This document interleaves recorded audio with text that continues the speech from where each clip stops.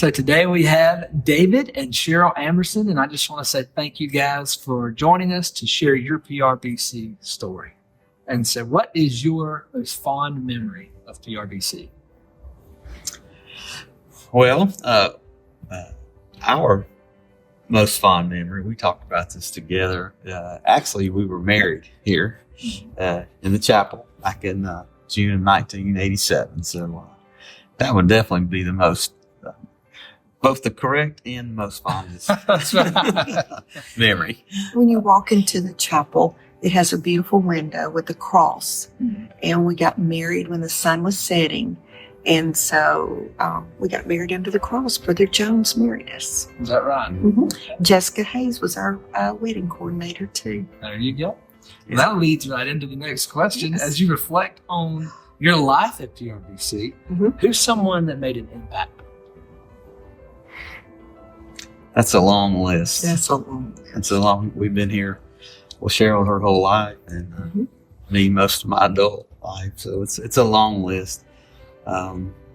For me, if I had to pick two, it would be James Fleming, who was Gerald's dad, my father-in-law, who's passed, and David Hayes would be the two men that made I think of both of them as fathers for me. So big time influence, both of them.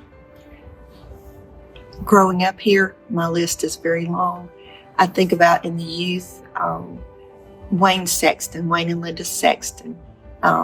It was like Benny and Barbara Edwards, Peggy and Gerald Hicks, Bill and Sherry Glasgow. All of them worked with us, and we saw a lot of them are still here and some have passed. And we saw God's faithfulness. And also Mr. Barnhill, when our boys was in the youth and they played in the band, the praise band over there, Mr. Barnhill would go and pray with them before each Wednesday night service. So that made a lot of these people have made a big impact on us, And we could go on. Bill, sure. I mean, like Janice and Sammy Poole, it just goes on. Well, how has PRBC impacted your family throughout your time? This is something we think about every day, really. But, we had a 3-month-old son years ago, Evan, pass away. And we were here. And during that time, the church just surrounded us. And I still refer to it, even teaching Sunday school, I'll point to the cemetery in the back where Evan's headstone is.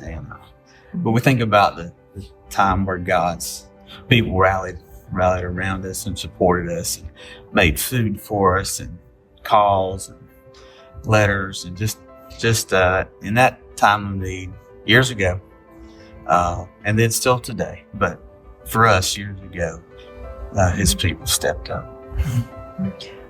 When Evan was in the hospital, we had Austin and Blake were little; they were toddlers, and we had families that would babysit, so I could go up there and spend time with Evan and David too, and then he would have to work, but they really rallied around us, and supported us through prayer. A group of women came and prayed at our house when I was pregnant.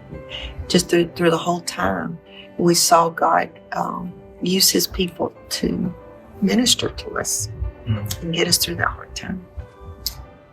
Both of you have active roles of service in the church. We have literally almost every department in the church represented in this family. So we have children's ministry, we have committee members, we have deacons, we have worship team.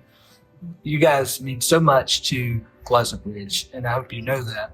But as you consider all of the different roles that you play, how have you witnessed Pleasant Ridge glorify God through your service to people in the community?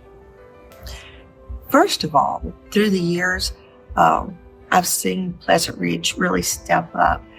When we had tornadoes, our church was used to distribute water and food, from the adults to youth, VBS is a great outreach, not just to our kids, but we invite the community to come in and we share God with the children. We also had a group, the Master's Craftsmen, that would go out and help not just local, but other places build their churches. And we have Jesus Pantry. And our church really reaches out to others, in need. So Absolutely. they show God's love. Well, thank you guys both so much for all that you do for our church and for telling Thank you. your BRBC story. Appreciate y'all. Thank you. We want to invite you to join us on May the 4th as we celebrate God's faithfulness to our community through the life of our church. We hope to see you at the 150th anniversary on May the 4th.